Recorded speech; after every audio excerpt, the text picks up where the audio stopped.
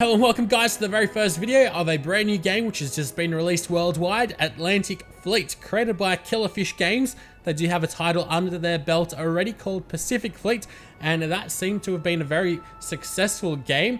It is quite amazing because it is not one of those ones with in-app purchases, but it does come at a pretty steep price at $13. But once you pay the $13, Australian that is, so I think it's $10 American that it sells for, on the Apple iOS store, you can go ahead and play this game from A to Z, completely finish it, and have a lot of fun with it. This game is rather lengthy, there's a lot of possibilities with it, and it does seem like a ball of fun. So we've got single player, or single battle, campaign, and a battle of the Atlantic. It seems like there's two different campaigns, the campaign and then the battle of the Atlantic. I think what we'll do is go ahead and do the single battle. The one problem that I have with this game so far is that there doesn't seem to be any tutorial missions, which is quite the shame. But I guess once you play around a little bit, you'll figure it out yourself. So I am very new to this game. It's just been released. I have not played the first one, but let's go ahead and have a look at Sinking Courageous. Now, these are the single player battles. There's 30 of them in total, and these battles can take quite a while. Seems like we can also create our own ones, custom battles, but let's go with Sinking Courageous. Now, these are based on real battles, which is pretty cool as well. I did play a lot of Silent Hunter when I was a kid, and this game definitely brings back memories of that. So, it's the 17th of September, 1939. While on anti-submarine patrol in the western approaches, HMAS is the Australian acronym for the Navy, but Courageous is spotted and stalked by a U-29. Historical outcome, the Courageous was sunk and withdrawal of carriers from anti-submarine patrols. Alright, it is kind of cool how they include all these historical outcomes. So we've got 3 different boats and we've got a Axis submarine that we are fighting against.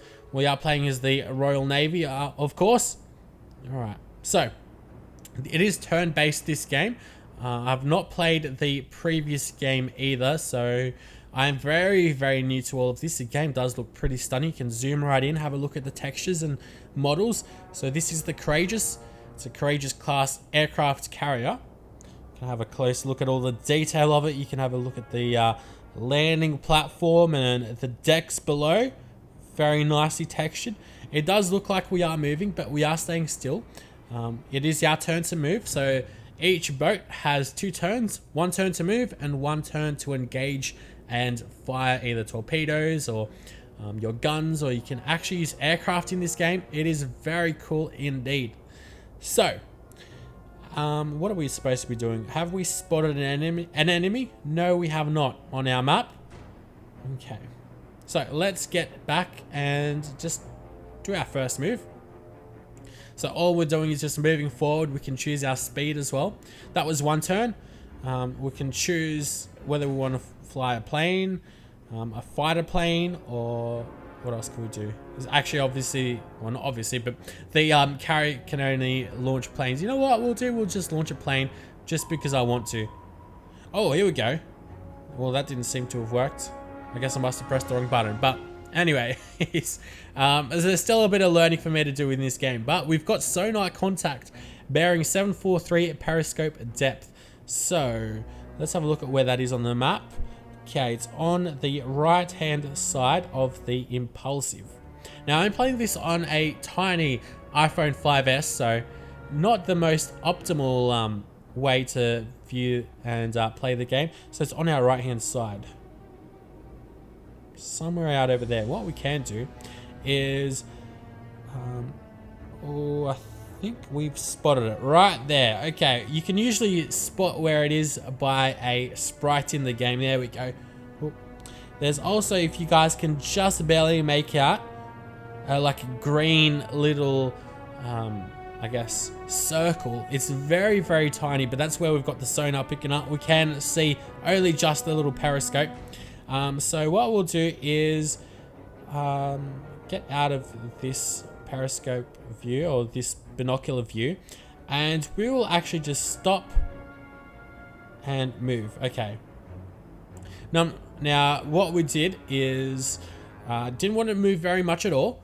So we can keep this angle, because if you can keep these angles, at least if you can fire at enemies using your side turrets, you're going to have a lot more damage and cannons obviously shooting it than if you're shooting from the front or the back. The stern or the... I don't really know shipping terminology. My dad's into all of that stuff, but I definitely did not catch on to the port side, starboard, and all of that stuff. But let's go ahead and have a look at what we can do. So we've got armor piercing shells. I don't know what HE stands for. We've got torpedoes as well that we can use, or depth charges against the submarines, of course. What we can do, what I have done that's worked is, well, firstly, have a look at the sonar contact. It shows the elevation that we need to shoot at, 14.9 degrees. So what I do is on this left hand side, move this to 14.9. Oh. Hopefully you guys can see what's going on. I'm moving the little knob on the left hand side, and that's changing the angle that we are going to fire at. And you know what, let's go fire at it now. Now the submarine is pretty close to level of the level of the horizon, so it's not too low. So if I fire, we actually might get lucky and have a couple of oh, there we go, we actually got it. We actually shot the submarine, which it's sinking. There we go. Which that actually worked out very well for us. First shot. So as I was saying, we didn't need any torpedoes or anything, just the armor piercing shells, and down it goes. Now that was obviously one of the easier missions, so let's go ahead into something a little bit more difficult. So let's see, probably not the most difficult one, but let's see. They're all over the world, these missions as well. Mostly the Atlantic, but it seems like some of them are around Australia at least. Let's see, maybe I'll be able to find the one in Australia. Corriman versus Sydney. There's no map around here though, but off the coast of Western Australia. Let's go have a look at some around Africa as well, South Africa. Let's see. Something that'll be interesting, hopefully. While escorting convoy, Edinburgh, carrying 4.5 tons of Soviet gold, is hit by 2 torpedoes from U-456. Crippled and under tow, Edinburgh comes under attack from destroyers 2 days later. So this is the escorting of the Edinburgh. Let's see. Convoy TMI. You know what? What we can do is just get out of here and start a new campaign. There we go. We can start either the Axis or the Allies, or as Great Britain or the Nazis. Let's go start a new one. Yes, I would like to start a new one. We'll have a closer look at that. So firstly, what we've got are Renown. Now, Renown are your purchasing points that you use to purchase different ships. So what we've got to do is have a look at some ships to purchase, obviously. So this Queen Elizabeth class battleship is a little bit too large for us, especially with the Renown. I don't have the Renown. Whoa, that's an interesting ship. The Nelson class battleship. Way too much renown for us, these ones. Actually, I think if I went left instead of right. Well, here we go. So I'm able to get a submarine. That'll be pretty cool, I think. Even though I haven't really sussed out exactly how to use the submarines, we can use the Castle class corvettes. So it's got 4-inch shells, 160 of them. This guy's got a lot more of them.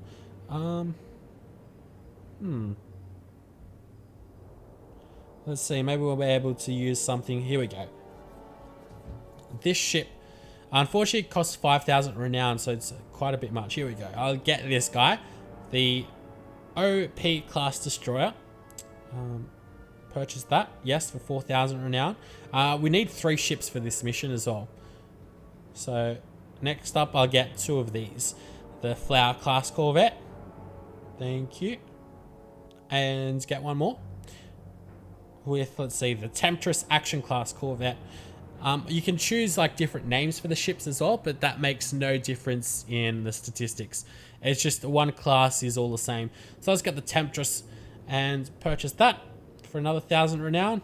Thank you. And now we can go attack. Actually, we need to select all these ships. Make them blue. So that means we've got them selected for the mission. And let's go attack the large freighter. So that is our ship. I think that's a large freighter there, isn't it? I'm pretty sure. It is, it is. The merchant ship. Okay, so what ship is this? This is the merchant ship that we've got to destroy. Where are our guys? Here they are. So we've got the 3 ships of ours. So it is very one-sided. This is obviously the first mission in the campaign, so nothing too crazy. So what we'll do, it seems like it's nighttime as well, so we've got some pretty cool nighttime effects. What we'll do is we'll go 2/3 speed and we'll turn to the starboard side so we can get a nice shot. Let's go move. There we go. And now what we're able to do is go ahead and change our angle. And now this time, because we're shooting from the side, we're able to get a lot more cannons to shoot at this ship. So what we'll do is we'll just check out the elevation I need, 10.4 degrees. So we'll select that. 10.1, 10.5. Now, it doesn't have to be, like, if it is exact, sometimes it'll miss. So it's not exactly a foolproof way, but let's go ahead and fire now. Have like good 6 or so cannons. Oh, and they all fell short. So as you can see, it's not always perfect. It doesn't work like that. But what we'll do now is we'll move a little bit more to the starboard side. Nothing too crazy. Go move.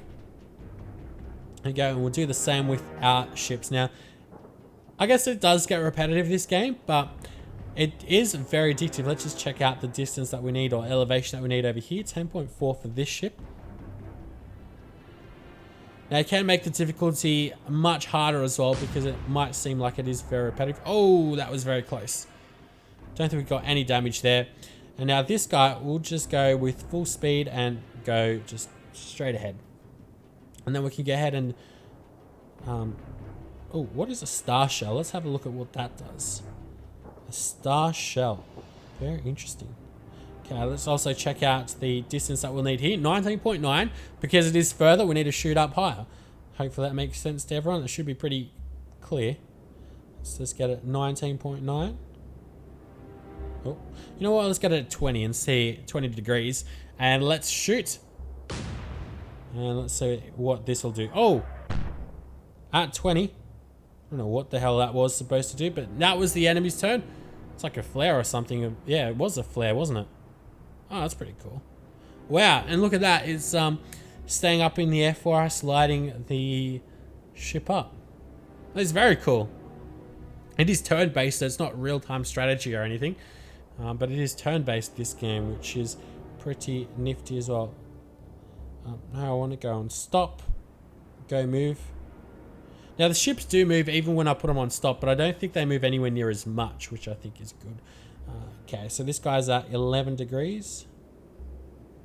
And so let's go fire. Have a look at what this will do. This should... Oh, that was quite a bit of damage. There we go. Not going to complain about that. Now, let's also get this guy to move. Check out the angle that we need over here, 11.5. Oh, you know what? We'll go with 11.6. That should do. Oh, unfortunately, it was only one. I guess we didn't angle it right, and unfortunately, we did miss. We'll just get this guy to keep on moving forward. Nothing too crazy, and we don't want a star shell.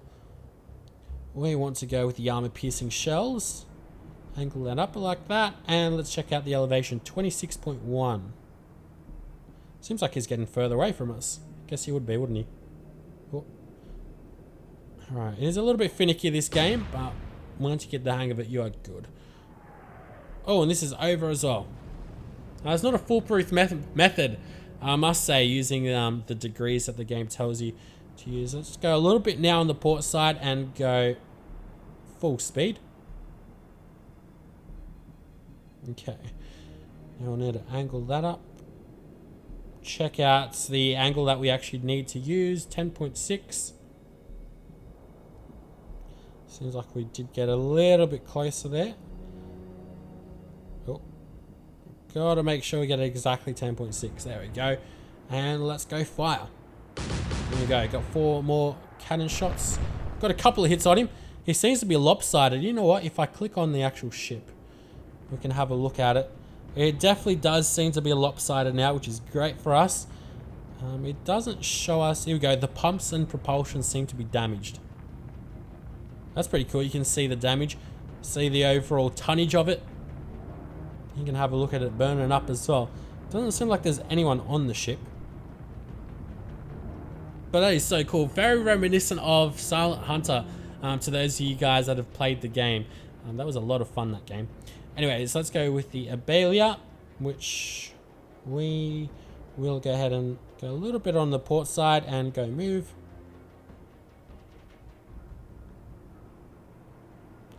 Make sure we get the angling right at 9.3 degrees. And let's try that now. Oh, only one. I guess this ship's only got one cannon on the side. Probably should have checked it out when we were buying it, but it's all right. We can obviously go ahead and sell the ships and purchase better ones, so no real loss there. Let's just keep getting this ship to keep moving on closer and check out the angle that he'll need to shoot at, 23.8. So we are getting closer, slowly but surely. Let's see where this will go. Oh, this looks good. Oh, just a little hot. A little too far. Alright, the ship seems to be running away from us. Now, the merchant ship... Oh, the flare just ran out. What's cool is that you can go underwater, have a look at everything. Have a look at the screws turning and all of that. I haven't really utilized submarines just yet because it seems like torpedoes are a little bit hard to use. Let's go ahead and... let's see. I'll keep him straight. Move. Okay, that should be a good angle. Now, let's check out the... Oh, we don't want to go torpedo. We want to go to the map. Check him out once more. 10.5 degrees. We'll keep it at 10.6. Hopefully that should be good. There we go. It was good. Oh, he's almost all blown up. A little bit more damage happened now. We haven't won it exactly, but he's definitely sinking. Not very long left, like one or two. Oh, actually, maybe we did win. No, we didn't. Not yet. Let's see a bit of oil on the side, especially that he is slipping on. There's a bit more on that. That's pretty cool attention to detail. But let's go ahead. Supposedly this game's also coming out on computer as well. So where is the Abelia and where do we need to go? Let's go move a little bit. I'm surprised it hasn't sunk exactly, like, completely. But anyways, it says it's sunk. So I'm not sure what we're waiting on now. All right, now we're done. Okay. I guess I needed to wait one more turn or something. But we've earned ourselves 7,800 tons. 3 stars for that. Can't complain. And that is one of the missions in the campaign. Very good fun. So, if you guys do want to see more, then make sure you leave a like, subscribe if you haven't, because there'll be a lot more different games than this one if you do want to see more. But I do know there's been quite a demand for some footage of the game, so hopefully I do deliver. Now let's have a look at the amount of missions. 50 missions in the campaign. Wow, that's crazy. But until next time though, guys, I'll see you later, and hopefully you've enjoyed this game just as much as I have.